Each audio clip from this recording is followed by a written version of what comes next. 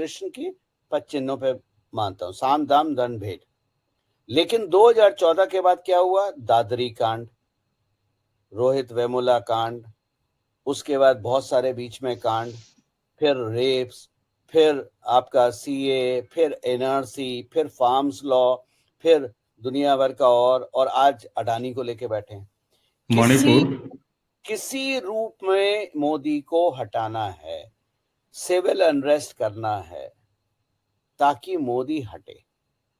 क्योंकि यही तो वह बात है कि सत्ता में जो रुकावट आई, जो सत्ता के स्पीड ब्रेकर थे, माधव सिंधिया हो, राजेश पायलट हो, वाईएसआर रेड्डी हो, दोरजी खांडू हो, उन सब को जो सत्ता के लिए खतरा थे, जैसे सुनंदा पुष्कर थी और जो लोग थे, उन सबको रास्ते से हटाया गया। सुनंदा पुष्कर की मौत ऐसे नहीं हुई है, उसको मारने के लिए बाकायदा दुबई से लोग आए। ठीक बात। अच्छा, जितनी कांग्रेस डिप्लीट हुई है ओवर द लास्ट 9 years, उतना पाकिस्तान बर्बाद हुआ है। ये भी एक इंटरेस्टिंग कनेक्शन है। जब तक कांग्रेस सत्ता में रही, पाकिस्तान के पास पैसे की कमी नहीं थी। तो पाकिस्तान को कौन चला रहा था और क्यों चला रहा था? और दूसरा एक प्रश्न आपके दर्शकों में प्लांट कर देता हूं, जो अगर वो चाहें तो मेरे चैनल पे आके उसका उत्तर सर्च कर सकते हैं। तवलीन सिंह एक पत्रकार हैं, सोनिया गांधी से नफरत क्यों करती हैं? और जब तवलीन सिंह का बेटा, जो कि लंदन में रहता है, शायद लंदन या अमेरिका में, उसका वीजा मोदी सरकार ने रिजेक्ट करा था, तो उनके तेवर क्यों चढ़ गए थे? ये जरा आप लोग रिसर्च कीजिए, अगर चाहें तो तवलीन नाम टाइप करके मेरे चैनल पे सर्च कीजिए, आपको उत्तर मिल जाएगा। ठीक बात। अच्छा गौरव जी, एक जो पूरी आपने क्रोनोलॉजी गिनाई और मैंने शास्त्री जी से बात शुरू की और आपने तो 2014 तक का एक लंबा पूरा कनेक्शन और पूरी क्रोनोलॉजी सामने रख दी। अब मैं अगर आपको फिर से शास्त्री जी के समय ही वापस ले चलूं, शास्त्री जी के बाद एक बार फिर 13 दिन के लिए गुलजारीलाल नंदा प्रधानमंत्री हुए और उसके बाद श्रीमती इंदिरा गांधी आ जाती हैं, और न सिर्फ आ जाती हैं बल्कि उसके बाद वो 77 तक रहती हैं। 2.5 साल के लगभग मोरारजी देसाई और चौधरी चरण सिंह की सरकार रहती है, 2.5 साल बमुश्किल। उसके बाद फिर वो 80 में वापस आ जाती हैं, 84 तक रहती है। आपने जो एक बात बताई कि एक तरफ यूएस, दूसरे तरफ रशिया। देखिए, हम यहाँ शास्त्री जी की मौत, सोवियत संघ, बिल्कुल, एक तरफ सोवियत संघ, दूसरी तरफ यूएसए। ठीक है, हम यहाँ पर शास्त्री जी की मौत कैसे हुई, किन परिस्थितियों में हुई, उस पर तमाम हैं, देवधर साहब की किताब है, बहुत सारी चीजें हैं उस पर, जो है बहुत सारे लोगों ने लिखा है, कितने संदेह हैं, वो सारी चीजें हैं। लेकिन मैं ये जानना चाह रहा था कि क्या पैराडाइम शिफ्ट आया जब पीएमओ में फुल फ्लेज्ड श्रीमती इंदिरा गांधी आई? अच्छा, दर्शकों के लिए भी एक चीज बता दूं, शास्त्री जी जब ताशकंद जा रहे थे तो उन्होंने अपने एक मंत्री को अपने कैबिनेट से सैक किया था, और उसी समय ये बड़ी स्ट्रांग फीलिंग थी और उन्होंने अपने नजदीकी लोगों से ये संदेश भी लीक कर दिया था कि मैं लौट के आऊंगा तो श्रीमती इंदिरा गांधी को ब्रिटेन भेज दूंगा, हाई कमीशन में कैबिनेट से हटा दूंगा। इन सारी चीजों के बाद पीएमओ में श्रीमती इंदिरा के आने के बाद और 84 तक रहने, 2.5 साल छोड़ दीजिए आप जनता पार्टी के और चौधरी चरण सिंह के, ऐसा क्या पैराडाइम शिफ्ट हुआ और उसका क्या असर हुआ भारत पर? आपने जब शास्त्री जी की बात करी, एक और बहुत इंपॉर्टेंट कोइंसिडेंस है जो जनता को जानना जरूरी है, और उससे जानने से पूरी तस्वीर भी साफ हो जाती है। शास्त्री जी के बाद किसकी मौत हुई थी 15 दिन के बाद? अचानक मेरे ध्यान में नहीं आ रहा। होमी जहांगीर बाबा। ओहो, यस यस, और वाज अ कोइंसिडेंस। ठीक है, क्या करते थे वो, आप बताइए मेरे को, क्या थे वो? भारत के आज जो कुछ भी रक्षा है और जो कुछ भी भारत का परमाणु कार्यक्रम है, वो उनकी वजह से। ठीक, सारा भाई अंतरिक्ष। अंतरिक्ष, ठीक। अब मैंने आपको बोला कलाम से नफरत करती थी सोनिया जी। जब क्रायोजेनिक इंजन बन रहा था, प्रोटोटाइप तैयार हो गया था और सक्सेस हो गई थी, उसको बनाना था, तो किसको जेल करा गया? नामबियार साहब। नंबी नारायण सर को, इसरो के साइंटिस्ट को। नंबी नारायण को जेल किसने भेजा? श्री कुमार आईपीएस। श्री कुमार आईपीएस नंबी नारायण को जेल भेजने के बाद कहां प्रमोट हुए? Police chief Gujarat. Police chief Gujarat बनने के बाद उन्होंने क्या करा? हाथ धो के नरेंद्र मोदी और अमित शाह के पीछे लग गए। आपने क्या करा था? आपने वहां भाभा और साराभाई को खत्म किया, इंडिया का डिफेंस और अंतरिक्ष। यहां आपने क्रायोजेनिक इंजन के बनाने वाले को रिजेक्ट किया, और भारत को क्रायोजेनिक इंजन की सप्लाई देने के लिए रशिया तैयार हो गया था, लेकिन आपने उन्हें हटा के वो ऑफर लिया ही नहीं, और आप डिपेंडेंट रहे किस पे? विदेशी ताकतों पे क्रायोजेनिक इंजन के लिए। आ रही है बात समझ में? भाई साहब बहुत गहरी बात बोल रहा हूं मैं, बिल्कुल समझ बिल्कुल। में? तो अब आप आते हैं इंदिरा गांधी की कैबिनेट की जब बात होती है, तो इंदिरा गांधी की कैबिनेट कौन कंट्रोल कर रहा था? जो भी मंत्री थे, इंदिरा गांधी, क्योंकि इंदिरा गांधी के बारे में बोला जाता है गूंगी गुड़िया, लेकिन उनकी छवि बनाई गई आयरन लेडी की। सैम मानेकशॉ अगर मजबूत नहीं होते तो इंदिरा गांधी तो बांग्लादेश लड़ाई लड़ने की हैसियत ही नहीं थी उनकी। ये तो हमारी फौज के चीफ थे जिनकी बदौलत हम बांग्लादेश खेल गए। और उसके बाद क्या हुआ? उसके बाद आपने समझौता करा और पाकिस्तानी सोल्जर्स को फ्री में छोड़ दिया, अपने सोल्जर्स मांगे ही नहीं। तो 1968 फरवरी के बाद 26 मई 2014 तक भारत को कौन चला रहा था? दुनिया में, मैंने आपको जैसा कहा, मैं कई बार समझाता हूं, जो एक अचूक हथियार है, और ये आज का नहीं है, सदियों से, हजारों सालों से है, वो एक महिला होती है, जिसको आज आप हनी ट्रैप के नाम से भी जानते हैं। जितने भी रक्षा के केसेस हैं, चाहे इसरो साइंटिस्ट हो, चाहे फौज के हो, चाहे नेवी के हो, अफसर जो पकड़े जाते हैं, सब हनी ट्रैप में होते हैं ना। सबके पीछे एक महिला का ही हाथ होता है ना। तो भाई साहब मेरे को ये बात बता दीजिए, फरवरी 1968 से 26 मई 2014 तक भारत को चला कौन रहा था? भारत को चला रहा था सीआईए, और सीआईए का जो घोड़ा है उसका नाम है आईएसआई। आपने जहां सत्ता बदली, आपने जहां पीएमओ को फूल प्रूफ करा, जहां से अब कोई जानकारी लीक नहीं होती, ऐसा करते ही पाकिस्तान के हाथ में कटोरा आ गया और आईएसआई की कोई मान्यता नहीं रही, और पाक फौज आपस में लड़ रही है। आपने कंट्रोल हटाया था केवल। अच्छा, आप इसको 68 से ही लेके चलेंगे या इसको शास्त्री जी के ठीक बाद से लेके चलेंगे? नहीं, मैं इसको शास्त्री जी के पास से लेके चलूंगा, क्योंकि वो एजेंसीज की लड़ाई थी। केजीबी कंट्रोल करे या सीआईए भारत को कंट्रोल करे, क्योंकि भारत में असीम संपदा थी। भारत जितना गरीब रहेगा, इन्हीं का फायदा है। भारत गरीब रहेगा, भिखमंगा रहेगा, तो फायदा सीआईए और अमेरिका का है।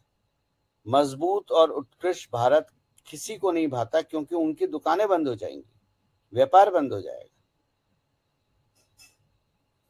तो शास्त्री जी, और उसके बाद वो लड़ाई थी शास्त्री जी के हत्या पे कि मैं हत्या शब्द इस्तेमाल कर रहा हूं, मौत नहीं कर रहा। शास्त्री जी की हत्या का दो एजेंसीज की लड़ाई थी, और शास्त्री जी की हत्या के बाद एजेंसी की बागडोर धीरे धीरे केजीबी के हाथ से खिसक के 1991 के बाद पूर्ण रूप से सीआईए के हाथ में चली गई। और 1991 में जब केजीबी टूटी, तो केजीबी के जो आपके वो थे, सोवियत संघ तो कम्युनिस्ट था ना, तो जी, साम्यवादी। सोवियत संघ कम्युनिस्ट था। लोग नहीं जानते, 3 कम्युनिस्ट देश थे इस एरिया के, सोवियत संघ, चाइना और आज का Islamic nation called Afghanistan. Afghanistan communist nation था। सोवियत संघ की लड़ाई अफगानिस्तान में क्या थी कि अफगानिस्तान सीआईए के हाथ में ना चला जाए, और उसको करने के लिए आपने पाकिस्तान को तैयार करा। सीआईए ने हथियार बनाया पाकिस्तान को। पाकिस्तान का तो अपना कोई वजूद आज भी नहीं है, क्योंकि उनकी कोई बिल्कुल। फिलॉसफी आज भी नहीं है। तो ये एजेंसियों की लड़ाई समझ में आ रही है, बिल्कुल समझ ये में आ रही है। अब मैं, हाँ। उस, उसके बाद 1991 के बाद जब सोवियत संघ टूटा, तो कम्युनिस्ट का इकलौता झंडा किसके हाथ में चला गया? चाइना के पास। चाइना का। तो अब आपको समझ में आ रहा है कि 2008 में जो राहुल गांधी ने एमओयू साइन करा था चाइना के साथ, व्यक्तिगत तौर पे क्या था वो? भारत को बेचने की तैयारी, क्योंकि ठीक उन्हें बात पता है। था सत्ता तो हमारे ही हाथ में रहेगी। दाएं बाएं जोड़ घटा करके जैसा भी करें, पर सत्ता तो हमारे ही हाथ में रहेगी। हम इस सत्ता को भोगने के लिए ही पैदा हुए हैं। लेकिन भला हो भारत की जनता का, भारत के जगने वाले सनातनियों का, कि हमने 26 मई 2014 को उनको उखाड़ के फेंक दिया। और ये विचलितता जो आप देखते हैं आज राहुल गांधी और सोनिया गांधी में, ये और कुछ नहीं है, ये वो 16 मई 2014 का रिजल्ट है जो उनको विचलित करे हुए हो। और जितना ये लोग कब्र खोदने की कोशिश करेंगे, ये खुद उतने कब्र में घुसते चले जा रहे हैं। इसीलिए मैं बोलता हूं कि भारत आजाद हुआ था 26 मई 2014 को। ये एक संकेत के रूप में आपने बहुत बड़ी बात कही है कि भारत 2014 के साल में आजाद हुआ। तो अब तक जितनी बातें आपसे, और उसको आप कोई भी नकार नहीं सकता, क्योंकि एक पूरी क्रोनोलॉजी बिल्कुल साफ सुथरी लाइन और बड़ी क्लियर दिखाई देती है। तो क्या ये मान लिया जाए कि 11 जनवरी 1966 से ही 2014 तक, ये अलग बात है कि इंदिरा जी के समय में वो 2 एजेंसियों का मामला था, लेकिन था तो विदेशी का ही। और तब से लेके 1966 से 2014 तक भारत भारत के हाथ में था ही नहीं। नहीं, भारत के हाथ में नहीं था। आप कोई पॉलिसी उठा के देख लीजिए गवर्नमेंट की, अगर आप डीप स्टडी करेंगे तो पॉलिसी का फायदा, भारत में रक्षा, क्या वैज्ञानिकों की कमी है? जिस इसरो को शुरू करा था विक्रम साराभाई ने, वो इसरो क्या इतनी काबिलियत नहीं रखती थी कि अपनी सैटेलाइट अपने आप भेज सके? लेकिन आपको याद होगा, हम फ्रेंच गुयाना से भेजते थे, हम भारत से नहीं भेजते थे। नहीं व्यस्त। क्या कारण है कि डिफेंस मिनिस्ट्री का, चाहे हवाई जहाज हो, शिप हो, चाहे आपका बंदूकें हो, गोलियां हो, एक छोटा सा नट बोल्ट भी विदेश से आता था। तो समझ में आ रहा है ये पूरी, मुझे लग रहा है हाँ, कि दर्शक भी जब ये पूरी क्या क्रोनोलॉजी जोड़ेंगे तो ये बिल्कुल क्या साफ हो जा कारण रहा है। क्या कारण है कि सीड भी बाहर से आते थे? किसान की अगर हम बात करें, क्या कारण है कि फर्टिलाइजर भी हमें इंपोर्ट करना पड़ता था? हमने तो केवल नीम कोटिंग करा, फर्टिलाइजर बंद हो गया, चोरी बंद हो गई। तो भारत को बाजार के रूप में ही देखा जाता था। और यही कारण है कि संसद में खड़े होके राहुल गांधी ने बोला था, मेक इन इंडिया फ्लॉप है, मेक इन इंडिया संभव नहीं है, मेक इन इंडिया हो ही नहीं सकता। आ गई आपको बात समझ में? ये 2008 का एमओयू है। ये खानदान में तो भारत को बेचने की प्रवृत्ति रही है, और ये प्रवृत्ति खानदान में आज से नहीं रही है, ये नेहरू जी के टाइम से रही है। शास्त्री जी के समय उसको थोड़ा सा ब्रेक मिला था, और उस ब्रेक के लगते ही शास्त्री जी को भी निपटा दिया गया। शास्त्री जी कि अगर टेन्योर को मैं देखूं, अगर मुझसे कोई डिफाइन करे, तो वो टर्निंग मोमेंट था जो आपने भारत में 26 मई 2014 को महसूस किया। ये बिल्कुल शास्त्री जी का टर्निंग पॉइंट इतने साल डिले होके 26 मई 2014 को पूर्ण हुआ। बहुत बड़ी बात। अगर शास्त्री जी की डेथ नहीं होती तो आज का भारत कुछ और होता, और अगर कॉन्स्टिट्यूएंट असेंबली का रिजल्ट माना जाता तो 15 अगस्त 1947 को सरदार पटेल प्रधानमंत्री होते, और अगर असली में गांधी जी ने टांग ना अड़ाई होती तो भारत 1943 में आजाद होता और श्री सुभाष चंद्र बोस भारत के प्रथम प्रधानमंत्री होते। गौरव जी, ये सारी चीजें जिस तरीके से क्रमवार और एकदम बिल्कुल जिसको कहते हैं ना कि एक लाइन, एक सिरे से बिल्कुल जोड़ देना, एक जंजीर तैयार कर देना, मुझे लगता है कि इस पूरी बातचीत को सुनने के बाद हम कोई निष्कर्ष रखें इसकी कोई आवश्यकता ही नहीं है। दर्शक खुद उन सारी चीजों को जब एक कड़ी को दूसरे कड़ी से जोड़ेंगे तो 1947 से शुरू हुई कहानी, जो कि 2 साल के लगभग शास्त्री जी में ब्रेक पाती है, उसके बाद सीधे 2014 में आके खत्म होती है। गौरव जी, ये एक ऐसा एंगल था, मुझे लगता है कि दर्शकों को बहुत सारी चीजें इस चर्चा को सुनने के बाद गुनने और बुनने के लिए एक जमीन तैयार करेगी, और उनकी खुद की अपनी एक बिल्कुल खुद का सोचा, खुद की एक समझ कायम होगी। हमने और आपने इस चर्चा में केवल उनके बिंदु दे दिए हैं, जैसे कहते हैं ना, डॉट्स आपने खींच दिए हैं। अगर उस डॉट्स को, सारे डॉट्स को कवर किया जाएगा तो दर्शक बहुत आराम से आपकी कही गई बात को वास्तविक रूप से न सिर्फ समझ पाएंगे बल्कि उसका मिलान भी भारत की टेम्पलेट से कर पाएंगे, और तब पता लगेगा कि 2014 में अगर भारत में राष्ट्रीय स्तर पर सत्ता परिवर्तन नहीं होता तो आज भारत कहां होता। जी, आप कुछ कंक्लूड करेंगे? जी, मैंने केवल डॉट आपको दिए हैं और एक पिक्चर बना के दिखाई है, जो एक डेटा साइंटिस्ट का काम होता है, एक एज ए स्टोरी टेलर। आप खुद अपना गूगल खोलिए, रिसर्च कीजिए, जो डेट्स हैं वो रिसर्च कीजिए। अगर आपको डेट्स चाहिए तो मैं आपको डेट्स भी बता सकता हूं। आप उन डेट का क्रोनोलॉजी अगर आप समझ ले तो जैसे 11 जनवरी 1966 शास्त्री जी, 26 फरवरी 1968 सोनिया गांधी का विवाह, 31 अक्टूबर 1984, 21 मई 1991, 11 जून 2000, 30 सितंबर 2001, 27 फरवरी 2002, 2 सितंबर 2009, ये सारी डेथ डेट्स हैं। और बिल्कुल। अब आप ये डेट लेके अगर आप इनको रिसर्च करेंगे तो आप पिक्चर साफ अपनी बना सकते हैं।